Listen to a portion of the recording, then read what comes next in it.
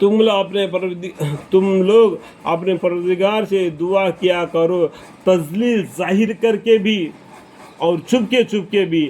البتہ یہ بات واقع ہے کہ اللہ تعالیٰ ان لوگوں کو ناپسند کرتا ہے جو حد سے نکل جاوے۔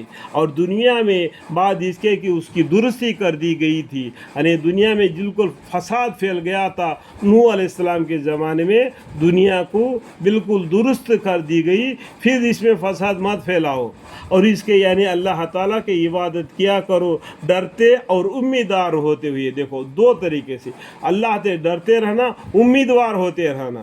یہ جو ہم نماز پڑھ لیا یہ اللہ تعالیٰ قبول کرتے ہیں کہ نہیں کی، یہ بھی ڈرنا اللہ تعالیٰ قبول کرتے ہیں، یہ بھی امید رہنا، امید اور ڈر دونوں بھی رہنا۔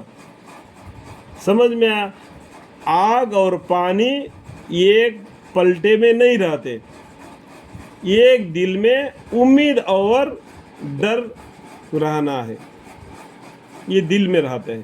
بے شک اللہ تعالیٰ کی رحمت نزدیک ہے نیک کام کرنے والوں سے، اللہ کی رحمت نیک کام کرنے والوں کے لیے نزدیک ہے۔ اور اللہ ایسا ہے کہ اپنے باران رحمت سے پہلے ہواؤں کو بھیجتا ہے۔ دیکھو اللہ تعالیٰ اپنی رحمت کو سب سے پہلا ہوا کو بھیج کے بتلا دیتا ہے۔ ٹھنڈی ہوا لگتی ہے تو لوگ آرام سے رہ جاتے اور امید کرتے کہ ابھی بارش برسنے والا ہے، کہ وہ خوشی کر دیتے ہیں، یہاں تک کہ جب وہ ہوائے بھاری بادلوں کو اڑا لیتے ہیں تو ہم اس بادل کو کسی خشک سر زمین کی طرف ہان کرے جاتے، پھر اس بادل سے پانی برساتے، پھر اس پانی سے ہر قسم کے پھل نکالتے ہیں۔ یہ زمین سے مردہ پڑا ہوا ہے زمین، یہ مردہ پڑا زمین کو اللہ تعالیٰ نے آسمان سے پانی برسا کر زندہ کر دیتے، اسے نباتات کو پیدا کر دیتے ہیں، جس لیے ہمارے لیے اناج بھی ہے، ہمارے چوپائیوں کے لیے بھی اناج ہے۔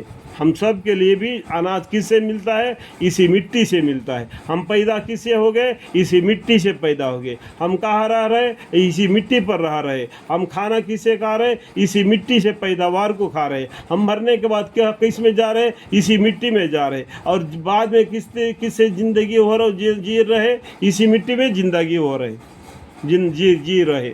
سمجھ میں آیا بات؟